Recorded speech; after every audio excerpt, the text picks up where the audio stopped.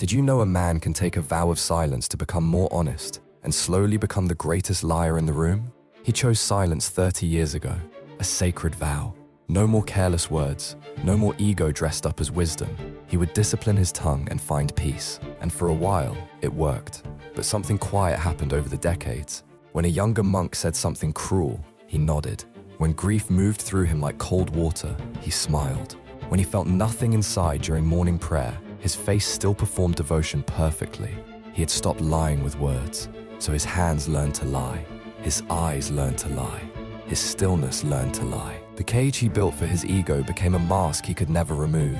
This is the danger no one warns you about. Discipline chosen for the wrong reason does not purify you. It just hides the parts of you that needed to speak. Real honesty is not silence. It is courage. Follow Silent Resolve for more anime life lessons.